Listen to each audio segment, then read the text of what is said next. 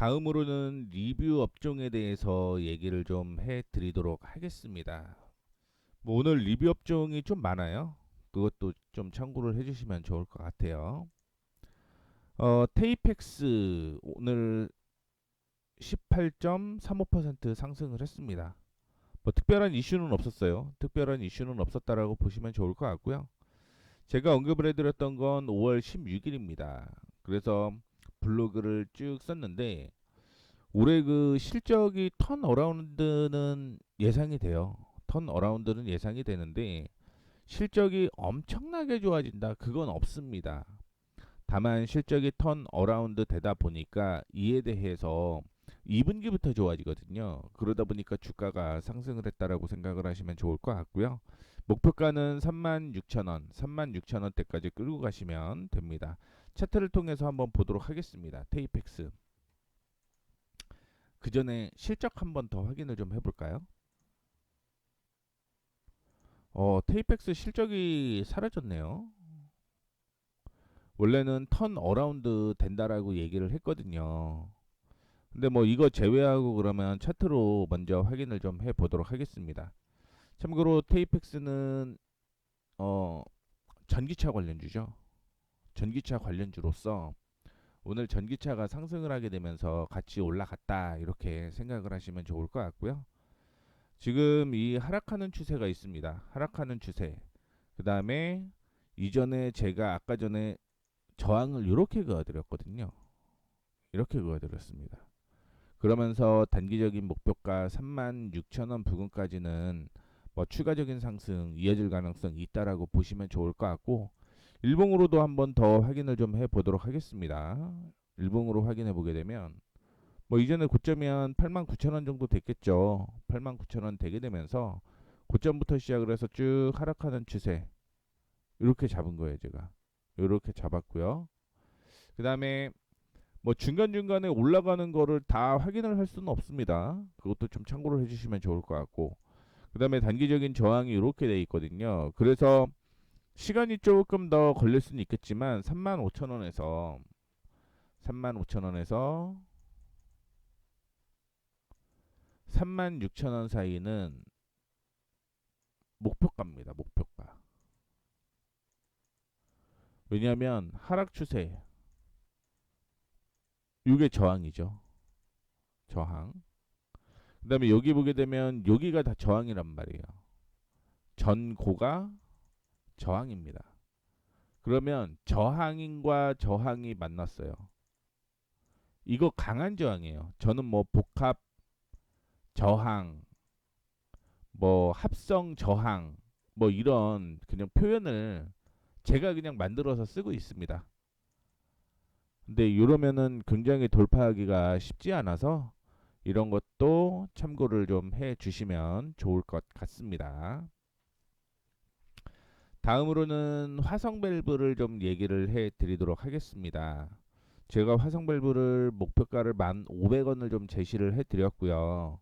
뭐 이거 돌파하게 되면 그 다음에 14,000원대까지는 추가적인 상승 이어질 가능성이 있다라고 보지만 일단 목표가를 도달하게 되면서 앞으로는 이제 제가 화성 밸브에 대한 내용을 얘기를 안 할 겁니다. 참고를 해주시면 좋을 것 같고 역시 차트를 통해서 확인을 해 보도록 하겠습니다. 주봉상으로 아까 본 거죠. 왜냐면은 2018년 실적 그 차트를 확인을 해 봐야지만 전고점이 좀 차트가 나올 수밖에 없기 때문에 이렇게 보고 있는데 제가 생각하는 거는 일단은 여기 14,000원 부근이 되면 저항이 하나 형성이 될 거라고 보고 있고 이전에 저항은 여기였습니다. 여기 1,500원부터 11,000원대까지의 저항이었기 때문에 도달했어요. 그렇게 되면서 이제 제 포트에서는 제외를 할 겁니다. 그리고 이제 다른 종목을 제가 찾을 거고요. 혹시 욕심을 좀 부려보실 분들은 14,000원 부근대까지는 욕심을 부려봐도 괜찮을 것 같다. 이런 말씀까지 해드리도록 하겠습니다. 뭐 계속적으로 그 관광에 대한 이슈가 나올 수는 있을 것 같긴 하지만 5,000원부터 시작을 해서 더블 나왔단 말이에요. 며칠 사이에. 그렇기 때문에 뭐 단기 급등이 나와서 제 관점에서는 이제 안 본다. 참고를 좀 해주시면 좋겠습니다. 그 다음에 HL만도 5월 22일 날 언급을 해드렸었는데, 카카오 모빌리티는 지난달 H만도와 손잡고 자율주행 주차 로봇의 기술 고도화와 상용 서비스 개발에 나섰다. 이를 통해서 주차 로봇이 결합된 스마트 주차장을 구축을 하고 로봇 기반 모빌리티 서비스의 상용화를 가속화한다. 이런 계획을 좀 가지고 있었습니다. 그러다 보니까 오늘 이 이슈로 주가가 좀 상승하는 모습을 좀 보여주었고요. 차트에서 보시다시피 확인을 좀 해보죠. 차트를 통해서.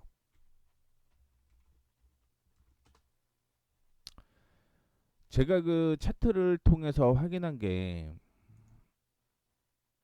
이 가격입니다. 55,000원 부근. 55,000원 부근.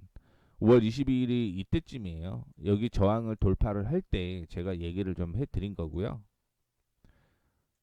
돌파를 할 때 매수 타이밍을 좀 드린 겁니다. 이때가 아니고 이때입니다. 이때. 그리고 올라가게 되면 55,000원에서 56,500원. 55,000원에서 56,500원. 이게 목표가예요. 물론 이 목표를 돌파를 하게 되면 그 다음 목표는 65,000원입니다. 2차 목표라고 하죠. 65,000원이 목표고요.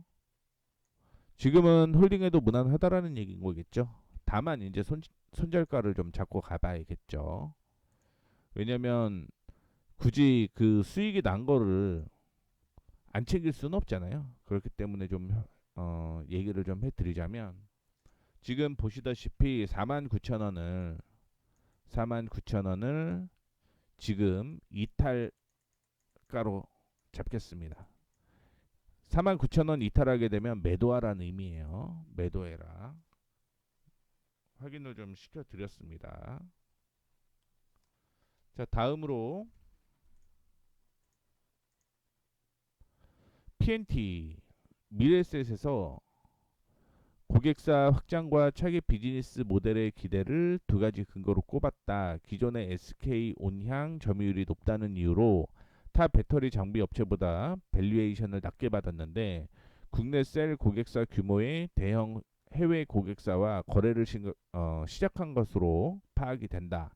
또한 차기 비즈니스 모델인 LFP 배터리 생산 및 소재 사업 진출도 시작할 것으로 전망이 되면서 올해 배터리 라인 증설을 완료하고 내년부터 양산이 시작이 될 것이다. 이렇게 얘기를 하게 되면서 기존 6만 원에서 84,000원으로 목표가를 상향 조정을 했습니다. 그래서 PNT 블로그를 제가 이렇게 써놓은 거고요. 근데 뭐 86,000원까지 얘기를 한 거는 전 고점 얘기를 하는 건데 저 같은 경우는 8만 원 밑에 이 가격을 얘기를 했거든요. 이 가격. 오늘 도달하게 되면서 정리를 좀 하자라는 말씀을 좀 드리고 싶습니다. 그래서 PNT 확인을 해보게 되면 저는 사실은 이 가격이 마무리라고 봐요.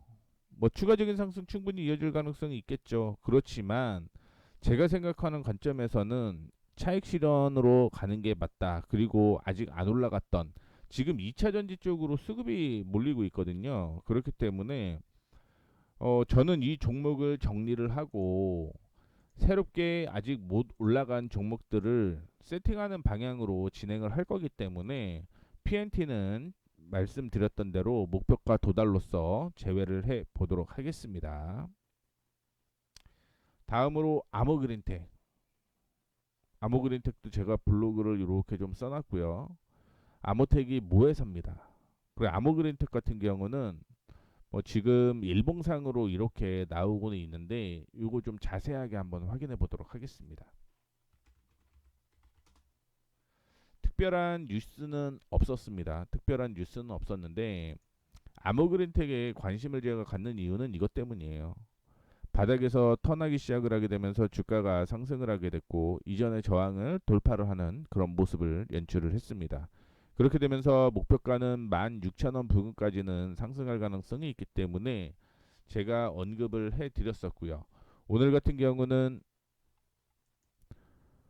저항에 여기 하나 더 있었거든요. 13,000원에. 이 13,000원 부근까지 왔기 때문에 조정을 받았다라고 생각을 하고 있는데, 요거는 제가 다시 한번 좀 얘기를 해 드리도록 하겠습니다. 매수 관점이 맞아요. 매수 관점이 맞다라고 보시면 좋을 것 같고요. 그러면 매수가를 제가 얘기를 좀 해 드려야겠죠. 매수가는 11,850원. 11,850원 매수 가능. 이전에 언급을 해 드렸었지만 다시 한번 매수 타이밍이 나왔다 이렇게 생각을 하시면 좋을 것 같습니다. 그리고 손절가는 여기 딱 잡혀 있어요. 11,600원. 그래서 아모텍은 이전에 언급을 해 드렸지만 아모 그린텍입니다. 아모 그린텍은 이전에 언급을 해 드렸지만 11,850원에 매수 가능하고요. 손절가는 11,600원 잡으시면 되고, 목표가는 얘기를 해드렸던 것처럼 16,000원 부근대까지는 끌고 가셔도 무난하다라는 얘기 말씀드리도록 하겠습니다. 자, 그리고 헐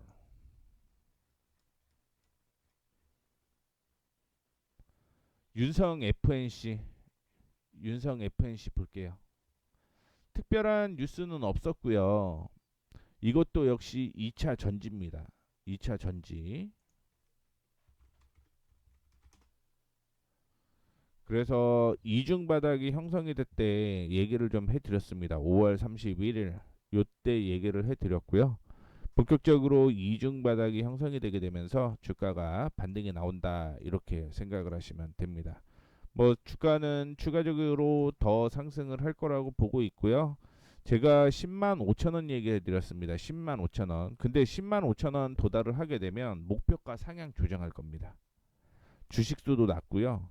유보율도 많습니다. 그래서 본격적으로 이슈가 나오기 시작을 하고 종목이 올라가기 시작하면 저 같은 경우는 아까 얘기했던 PNT 대신 윤성 FNC 이런 종목들로 아직 올라갔는데 못 올라갔는데 시작이 될 만한 그런 종목들로 변경을 하려고 하고 있습니다. 그래서 PNT는 일단은 제 관심에서 그래서 제외인 거예요.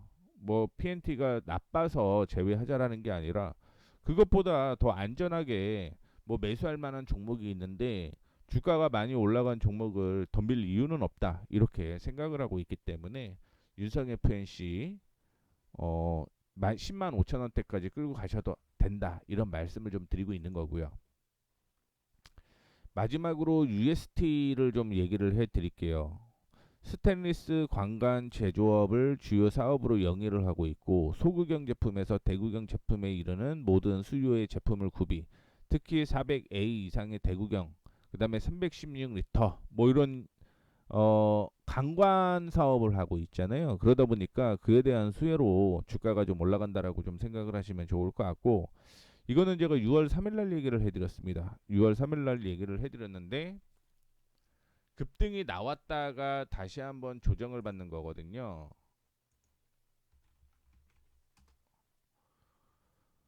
근데 지금 그냥 고민을 해보면 이 종목은 워낙 바닥에 있기 때문에 주가는 추가적인 상승이 이어질 가능성이 있다라고 보고 있고, 중장기로 보면은 저는 한 7,000원 부근까지는 충분히 추가적인 상승이 이어질 가능성이 있다라고 보고 있거든요.